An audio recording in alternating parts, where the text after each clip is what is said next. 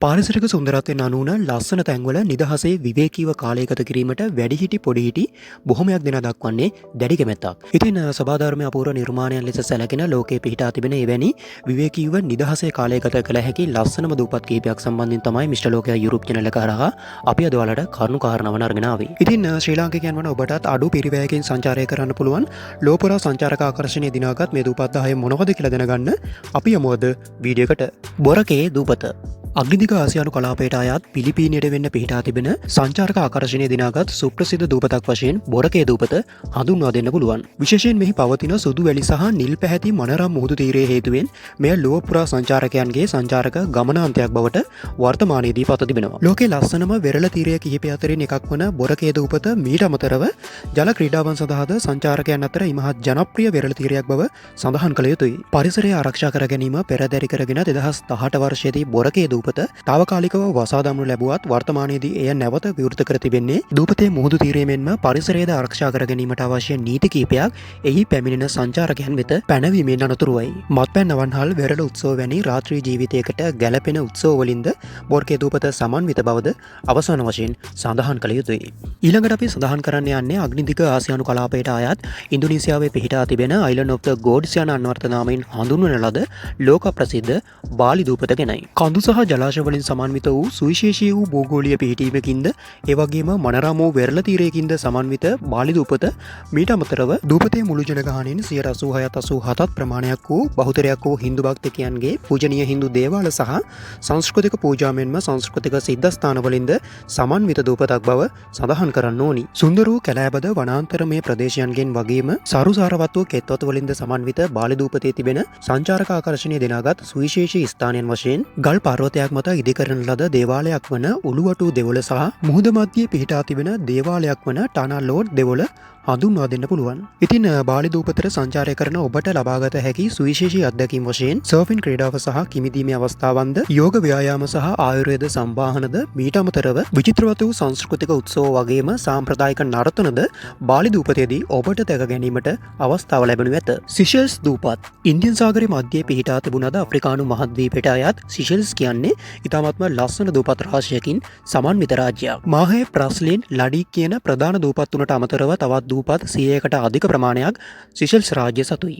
ඉතින් මේ රාජ්‍ය අගනගරය වික්ටෝරියා වන අතර මීට අමතරව ලොව පුරා සිටින සංචාරකයන්ගේ ආකර්ෂණය දිනාගත් ස්ථානයන් විදිහට ලෝකයේ ලස්සනම වෙරළ තීරයන් අතරින් එකක් වන අන්සේ සෝස් ඩර්ජන්ට් වෙරළ තීරයද මීට අමතරව සුදු වැලි සහ මනරම් වූ දැකුම්කළු මුහුදු වෙරළකින් සමන්විත අන්සෙල් ලසයෝ වෙරළ තීරයද ප්‍රධාන වශයෙන්ම හඳුන්වා දෙන්න පුළුවන්. ඉතින් සිෂෙල්ස් දූපත් වෙත සංචාරය කිරීමට බලාපොරොත්තු වෙන සිටින ඔයාලට විශාල ප්‍රමාණයක කැස් බෑවන් ඒ වගේම දැකුම්කළු ස්වභාවික රක්ෂිත සහ කොරල් පර වගේම කිමිදීමේ කටයුතු සඳහා අවශ්‍ය ස්ථානයන්ද දැක බලා ගැනීමේ හැකියාව ලැබෙන බවද සඳහන් කරන්න ඕනි. අලුත විවාහ වූවන් සිය මංගල රාත්‍රිය සඳහා බොහොමයක් දෙනා සිෂෙල්ස් දූපත තෝරා ගන්නා අතර මානසික නිදහස ප්‍රිය කරන බොහොමයක් දෙනාද තම සංචාරක ගමනාන්තය වශයෙන් සිෂෙල්ස් දූපත තෝරාගෙන තිබෙනවා. ඉතින් ඒ වගේම ලෝව පුරා සිටින සංචාරකයන්ගේ ලක්ෂරි ගමනාන්තයක් වශයෙන් සිෂෙල්ස් දූපත පත්ව ඇති බවද අවසාන වශයෙන් සඳහන් කරන්න ඕනි. ඊළඟට අපි සඳහන් කරන්න යන්නේ ඉන්දියන් සාගරය මධ්‍යයේ පිහිටා තිබෙන මනරම් වූ දූපත් දහසකට වඩා වැඩි සංඛ්‍යාවකින් යුක්ත මාලදිවයින් දූපත් සම්බන්ධවයි. මාලදිවයින් දූපත් කියන්නේ ප්‍රධාන වශයෙන්ම පැහැදිලි සහ පිරිසුදු මුහුදු තීරයකින්ද ඒ වගේම ජලය මත පාවෙන හෝටල් වලින්ද සහ කිමුදුම් ස්ථාන රසකගෙන්ද සමන්විත වගේම හිරු බැසයාම් දර්ශන සඳහා ලෝකයේ සුප්‍රසිද්ධ ස්ථානයක් වශයෙන්ද මාලදිවයින් දූපත් හඳුන්වා දෙන්න පුළුවන්. ඉතින් මාලදිවයින් දූපත් කරා සංචාරය කරන ඔයාලට අධි සුපෝපභෝගී නිවාඩු නිකේතන ඒ වගේම ඩොල්ෆින් නැරඹීමේ චාරිකා සහ වේගවත් බෝට්ටු සවාරි වගේම සීප්ලේන් චාරිකාවන් මීට අමතරව වැලි මත ලබා ගන්නා රාත්‍රී ආහාරය වැනි නැවුම් ඔබ කිසිදා අත්විඳ නොමැති වෙනස්මාකාරී අත්දැකීම් රාශියක් ලබා ගැනීමේ හැකියාව තිබෙනවා. අලුත විවාහ වූවන් සිය මංගල රාත්‍රිය ගත කිරීමට තෝරා ගන්නා ප්‍රධානතම ස්ථානයක් වගේම ලක්සරි සංචාර සඳහා ලෝකයේ අංක 1 සංචාරක ගමනාන්තයක් වශයෙන්ද මාලදිවයින් දූපත් හඳුන්වා දෙන්න පුළුවන්. ඉතින් ප්‍රධාන වශයෙන්ම මාලය අගනුවර කරගත් මාලදිවයින් දූපත් කියන්නේ ඊටම පිරිසිදු සහ සංසුන් පාරිසරික තත්ත්වයන්ට හිමිකම් කියන දූපත් රාජ්‍යයක් බවද අවසාන වශයෙන් සඳහන් කරන්න ඕනි. ෆූකෙට් දූපත අග්නිදිග ආසියානු කලාපයට අයත් තායිලන්තයේ පිහිටා තිබෙන ලෝක ප්‍රසිද්ධ දූපතක් වශයෙන් ෆෝකට් දූපත හඳුන්වා දෙන්න පුළුවන්. තායිලන්තයේ විශාලතම දූපත වන ෆෝකට් දූපත ප්‍රධාන වශයෙන්ම සුප්‍රසිද්ධ වෙරළ තීරයන් කිහිපයකින් සමන්විතව තිබෙනවා.